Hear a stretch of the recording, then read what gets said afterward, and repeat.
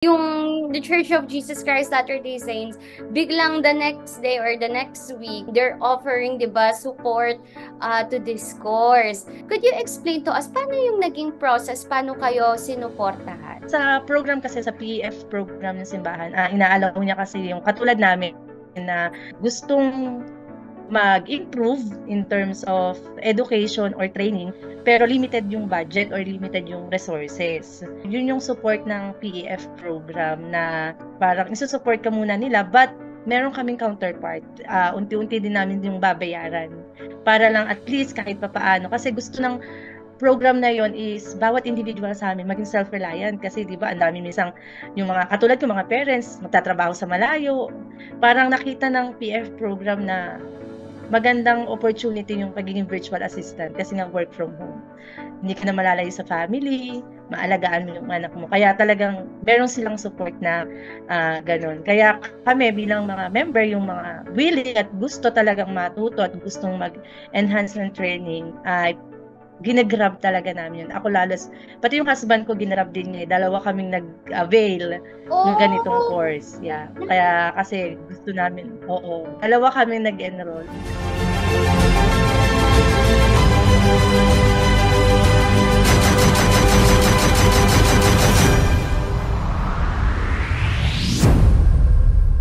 So hello po sa inyong lahat. So ako po si Shalimar Makaisa from Laguna, and I have 3 kids. So medyo maliliit pa din sila, and I am a teacher, DepEd teacher po. Till now, currently teaching pa rin po ako as a public school teacher sa secondary, and mahilig ako sa business, and bilang teacher, syempre alam naman natin yung work natin as a teacher is sometimes challenging, struggling, and then naghahanap din ng additional source of income para makatulong kay husband para sa pang-araw-araw, and then para mapursu yung goal. Kaya eto, naghanap tayo ng additional income sa atin. At the same time, nandun pa rin yung naka-align sa passion ko at sa interest ko. Kaya nandito ako ngayon sa Amazing Nation. Yeah, perfect. We love your story. So, bakit as a teacher, ba't po pa naisipan magkaroon ng other sources of income? As a teacher, kasi lumalaki na yung family. Akala ko noon kasi nung may isang kaming anak, kasya pa, kaya pa, nakakasurvive pa. Nung naging 2, 3 na, so nakikita namin na parang struggling na tayo. Kailangan na natin ng additional sources of income. Especially naman yung asawa ko ay para makatulong din sa kanya bilang nagtatrabaho din. Minsan kasi yung work din niya on and off. So talagang yung aking pagtuturo, yung bread and butter talaga namin as family. And para mas ma-cope up lahat ng needs at pangangailangan ng mga bata, so talaga nag-force ako na magkaroon ng additional income para sa family ko. Siyempre sa sarili ko rin, kasi marami din ako gusto din gawin, gusto kong i-pursue pa para magawa ko din yung mga goals ko pa sa buhay ko, tsaka yung para sa sarili ko din. That's good, no? I like your thinking na in order, di ba, maka-serve or alagaan pa ng mas mabuti mga ating anak, kailangan talaga may ekstrang pera or kadatungan sa ating mga bulsa. Lalo na mahal ang mga bilihin ngayon. Pero hindi mo ba naisip na nakakapagod mag-teacher? Hindi ba na-feel mo na dagdag energy na naman, dagdag time na naman to work? May ganun ka bang na-feel? Answered prayer kasi yung pagiging virtual assistant ko. Di ba kasi as a teacher, alam naman natin na medyo talagang nakaka-challenge yung mga gawain. Talagang dumadating din sa point na talagang nade-drain ka. So parang nung isang thinking, sabi ko, parang purso ko kaya yung pagiging virtual assistant ko. Kasi before pandemic, kumuha na rin ako ng mga courses sa virtual assistant. Hindi ko lang pinorso. Tapos nung parang isang araw na feel ko na parang nade-drain na ako sa work, sa dami ng trabaho din. So parang sabi ko, hindi ko kaya purso yung virtual assistant na ginawa ko before nung pandemic kasi may mga kinuha kong courses. Hindi ko kaya i-pursue. Tapos nakikita ko na po ito yung Imagination pa before eh. So nag-aano na siya sa Facebook ko dati. Lumalabas. Sabi ko, marami pala din, maganda rin. Parang sabi ko, maganda maganda pala ang ginagawa din. Tapos nanonood na ako ng tutorial sa YouTube ng mga ganito, lalo na sa Amazon. Tapos sinusundan ko talaga yung mga step. Hindi talaga kaya kapag YouTube lang. And then, ang galing, after a week, nag-ano nga po yun sa church namin, sa group chat na may program nga daw po dun sa PEF na ang course ay Amazon. Sabi ko, wow, timing talaga kasi parang alam talaga ni Lord yung gusto kong mangyari sa buhay kasi gusto ko talaga na parang mai-align yung mga ginagawa ko. So, yun, kumuha talaga ako ng course. Kinuha ko yung course for Amazon. Talagang tsinaga, pinag-aralan. Kahit talaga noon, nagsasabay ako sa pagtuturo, tapos may assignment. Pero thankfully, ang akin naman talagang nakasurvive. At tapos ito na ngayon. Unti-unti talaga nakakatulong na siya sa amin, sa family, sa akin. At sobrang talagang marami ako na-discover sa sarili ko. So, talagang yung pagiging virtual assistant ko ngayon is answered prayer siya. At kaya na-enjoy kong gawin kahit nakakapagod. Kahit na pinagsasabay ko yung pagtuturo. Tapos, yun, pagiging virtual assistant sa gabi. Kasi, alam ko na answered prayer siya galing sa Diyos. Kaya, yun. Actually, answered prayer nga. Tinitingnan mo lang siya sa Facebook or sa YouTube. Tapos, what do you know? Yung The Church of Jesus Christ Latter-day Saints, biglang the next day or the next weeks, they're offering, diba, support to this course. So, speaking of that church, could you explain to us, paano yung naging process? Paano kayo sinuportahan sa Amaze Nation? Sa program kasi, sa PEF program ng simbahan, inaalaw niya kasi yung katulad namin na gustong mag-improve in terms of education or training, pero limited yung budget or limited yung resources. So, yun yung support ng PEF program na support ka muna nila, but meron kaming counterpart. Unti-unti din namin yung babayaran. Kasi gusto ng program na yun is bawat individual sa amin maging self-reliant. Kasi di ba, ang dami minsan, katulad ko mga parents, magtatrabaho sa malayo. Parang nakita ng PEF program na magandang opportunity yung pagiging virtual assistant kasi nga work from home. Hindi ka na malalayo sa family, maalagaan mo yung anak mo. Kaya talagang meron silang support na ganun. Kaya kami bilang mga member, yung mga willing at gusto talagang matuto at gustong mag-enhance ng training, ay ginagrab talaga namin. Pati yung husband ko, ginagrab din niya. Dalawa kaming nag-avail ng ganitong course. Yeah. Dalawa kaming nag-enroll.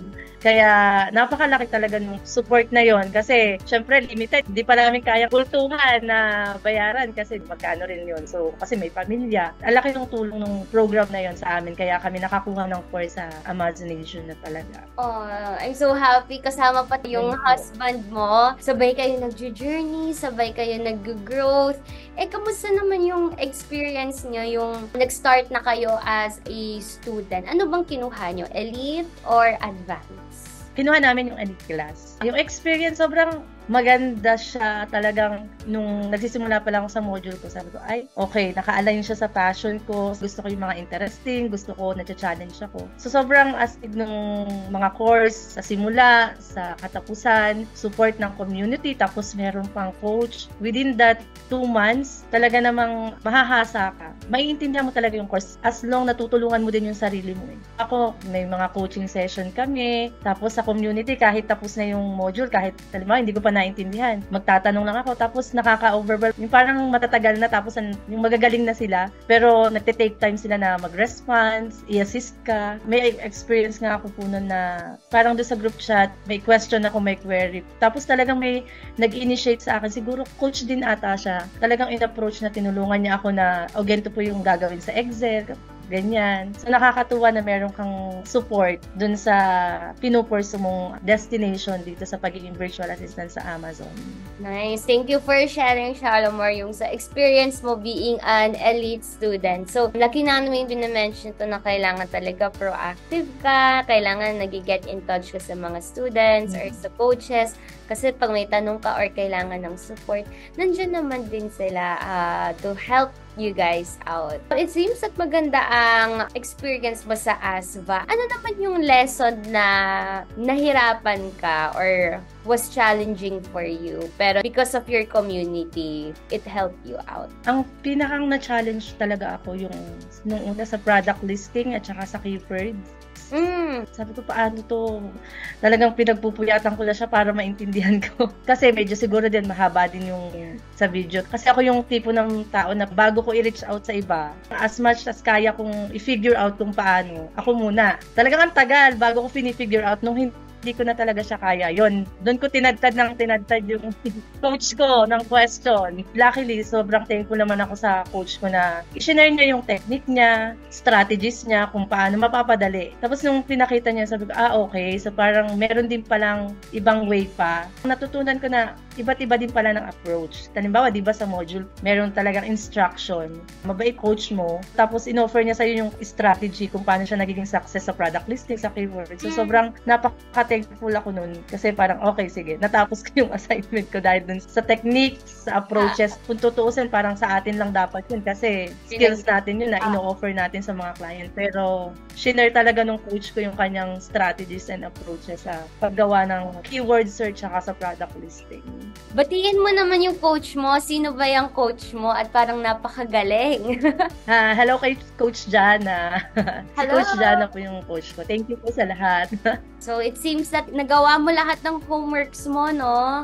Yes, naka-comply naman. Kapag nagawa natin yung assignment, accomplishment na pwede mong ipagmalaki sa prospect client mo. And syempre, dahil teacher ka, so talagang kailangan ang homework. Yes. Doon na kasi makikita yung dedication mo. May lalabas mo na kung ano talaga yung qualities mo as a virtual assistant kapag kinomply mo yung mga assignments mo. I love it. I love the tenacity, yung grit mo na talagang gusto mong matapos lahat ng modules to maximize everything lahat na nasa ASA ba. Yan. So, ano pala yung subject na tinuturo mo as a teacher? Multi-subject ako. So, pero major ko po talaga is TLE. Sobrang thankful ako dun sa profession ko kasi nakakatulong sa akin yung dalawang subject na tinuturo ko sa senior high na ito yung pinanlalaban ko kapag naghahanap ako ng client at nakalagay sa resume ko. Ako isang entrepreneurship teacher at organizational management teacher. So, yung dalawang yan yung nire-relate ko kapag nag-a-apply ako. And then, special designation as a teacher, gahandle ako ng cafeteria. Ako yung cafeteria manager. So, yung tatlong yon ang pinalalaban ko talaga pag naghahanap ako ng client o pag may prospect client ako. Kasi relate siya eh. Napakalaki ng connection. Noon kapag nalalaman nila, entrepreneurship, may business ang tinuturo, management, tapos manager pa ng cafeteria. Nakatulong talaga sa akin as a virtual assistant kapag nag-a-apply ako. Ayan guys, ano mga isa sa tinuturo din namin with our students, that is called the Art of Seduction, diba? Yung mga past work experience mo, i-relate, i-connect mo siya when you apply as a Amazon virtual assistant sa client. So, maswerte si Shalimar, ganyan ang background niya, no? Yung teaching, business, entrepreneurship. So, makita lang yun ng client, diba? Parang, wow, may dating to si Shalimar. Oo. Dun sa tinuturo ko, na-i-align ko siya. Yung sa profit, pagmamanage, kung paano. So, malaking tulong talaga yun. Tama, no? So, sa mga gusto namang maging Amazon VA and aspiring VAs out there, go to our description box below. Click that link para to sign up for our free ebook. Just type in your name, email address, at padadala namin kayo ng Amazon VA free book. So, babalik tayo sa iyo, Shalimar. So, seems that very smooth sailing ang iyong journey being a student. Kumusta naman ang paghahanap ng client? May naging struggles ka ba along the way?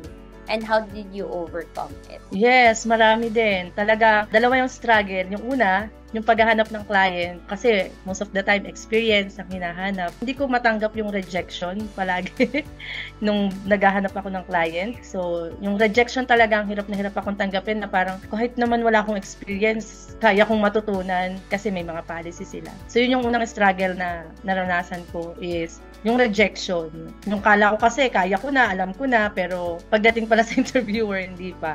Dahil nga sa community, nagkaroon sila ng challenge, yung 4 weeks challenge na i-update mo yung iyong mga profile, yung optimize mo. So, yun, nag-join ako doon. Yay. So, thankfully naman talagang nakakuha ako ng kliyente. After mag-join, talagang makipag-participate sa program ng community. So sabi ko, sige, i-grab natin ang i-grab kasi free naman siya eh at talagang kaya pa ng oras. Huwag ka lang magpro-procrastinate. Yan yung talagang natutunan ko eh. Huwag kang magpro-procrastinate kasi the more na pinapatagal mo, the more na marami tayong namimiss na opportunity. After na mag-join ako sa challenge, ayun, na-optimize ko yung profile ko. Sumunod-sunod naman ang mga nag-i-invite ng interviews, nag-o-offer, nakapag-land naman tayo ng client after nung challenge po na yun. Then yung second struggle naman, kapag may client ka na, of course, kapag nandun ka na sa mismong work, yung adjustment, yung parang, baka hindi tama yung ginagawa ko, ganyan. Pero napaka smooth sailing naman ng mga nagiging client, talagang inaalalayan ka din. Kailangan mo talaga palagi tutulungan din yung sarili mo lang. I-accept mo yung rejection. Okay lang yan kahit ma-reject, kahit ilang beses. Ako nga, pag nare-reject ako, lalo na kapag di ba po nagsishare ng small wins, tapos tatanungin nila, natanggap ka ba? Sasabihin ko na lang, tanggap ako pero pag ginalingan nung sumunod, edi hindi. Yung mas magaling ang pipiliin. Yun na lang yung sinasabi ko. Kumbaga, na-used to it na rin ako na ganun talaga sa pag-apply. May mapipili, may hindi. And kailangan lang ituloy mo at wag kang sumuko kahit nare-reject ka. Ganda no? I like na iniba mo yung the way you speak about yourself na naranasan mo yung rejections pag tinatanong ka nila, di ba? Baka ginalingan pa nung iba. At sumunod sa akin. Oo, yun. Okay. Yun ang mga para sa Amazon VA, sa mga aspiring, kailangan talaga positive mindset and tuloy-tuloy lang. Tsaka, ang dami nyo mga na-interview ko dito sa YouTube. Nagkaroon sila ng client sa mga challenges inside the Amaze Nation community. Sa mga di nakakaalam, may mga challenges kami. Everyday may kailangan silang gawin, no? It's free naman. It's parang a community activity hanggang magkaroon ng client. I'm so happy and proud of you, Shalamar. Kapag na-lay off tayo, ganun naman talaga sa mundo ng virtual assistant, is hanap ulit, parang move on. Siguro ako, hindi lang ako naging ready nung that time na yun, nung na-lay off ako, is sabi ko, wag na, baka hindi talaga para sa akin. Pero tiningnan ko yung power of why ko, kung bakit ako nag-Amazon virtual assistant. Binalikan ko siya, sabi ko, okay, ito yung gusto mo mangyari, kaya pinurso ko ulit. Luckily naman talagang naibibigay naman or nakakakuha tayo. Dahil din syempre sa effort natin at syempre sa tulong ng Diyos. Syempre, hindi naman natin kaya ng tayo lang. Tama. Kailangan merong faith, meron ding dasal. And at the same time, di ba din, prayers of gratitude na binigyan tayo ng gantong opportunity to learn and people around us that are helping ma-reach natin ang ating mga goals. I'd like to ask, Shalamar, yung part-time mo ba, humahabol na ba siya sa nagiging sweldo mo as a teacher? Exceed pa, pang principal. Pang principal na yung sweldo. Ang galing Thankful ako na ganun. At saka yung blessings na hindi nako-compromise masyado yung health ko. Kasi, syempre, teacher pa rin po ako. Hindi nako-compromise masyado yung health ko. Siguro kaya din ako inalis dun sa una kong client. Nakikita ni Lord na, wait, health is wealth. Kasi yung work ko talaga noon 10 to 6. Tapos diretso pasok sa school. Nag-open talaga ng panibagong doors na ang daming bumuhos na 4 hours lang per day. Flexible. Tapos ngayon, flexible time din ako. Mataas na yung 6 hours per day pero flexible time. So, okay ngayon yung additional income. Hindi lang siya pang teacher 1, tong principal daw. So, kayo na lang mag-research kung magkano ang sweldo ng principal. Hindi naman eksakto sa principal, pero malapit sa principal. Ang ganda ng title siguro na tong YouTube video na to. Amazon VA teacher, umabot na sa principal ang sweldo. Ang galing, no? Before I let you go, Shalamar, no? Thank you so much sa mga inspiring stories mo. I know this will touch a lot of hearts sa mga mothers, teachers, members of Jesus Christ Latter-day Saints. So, ano naman mensahe mo sa mga nangangarap na makamit yung gantong isang part-time or itong side hustle na to? What's your message for that? Sa lahat ng mga aspiring virtual assistant or gustong mag-work from home, ang ipapayo ay be ready sa transitioning, of course, and then maging matyaga lang kung talagang ina-aim nyo yung mga ganitong career, at alamin nyo kung bakit nyo ginagawa yung mga bagay na ito, kasi talagang hindi siya magiging madali yung journey, pero worth it talaga siya kapag napagtagumpayan nyo yung pagiging work from home virtual assistant. Then, lagi tayong mag-focus sa process. Wag natin laging tingnan yung endpoint, kasi lagi yung nagiging problema, okay, malaki yung sahod sa work from home, malaki yung sahod sa pagiging virtual assistant. So, wag muna tayong lagi dun mag-focus. Let us focus sa process. Let us be ready to invest financially, emotionally, physically. Lahat ng pwede natin i-invest. Ang isa pa is mag-focus tayo. Kung talagang meron tayong gustong i-achieve na bagay na sa tingin natin yung pagiging virtual assistants or working from home yung makakatulong, focus natin din. And patuloy lang kung magsumuko, kaya natin yan. Kung ako nga na may full-time job, full-time mother, nagagawa ko, gagawa nyo rin yan. Kaya din natin yan. Laban lang. Tama, laban lang. Huwag susukot at tuloy-tuloy lang. Thank you so much, Alamar, again for being our guest. So my last question to you is, are you a proud ASVA member? Yes, I am a proud ASVA student. Alright, thank you so much, Alamar, and thank you everyone for watching up until this video. Don't forget to comment, like, and subscribe. Bye! Thank you so much for watching this video. If you want to know more about freelancing, follow us on our Facebook, TikTok, LinkedIn, and Instagram page. And if you have any inquiries, just contact the number on your screen. This is your Amaze Nation brand ambassador, Nina, and with Amaze Nation, we provide life-changing learning for extraordinary living. See you next time.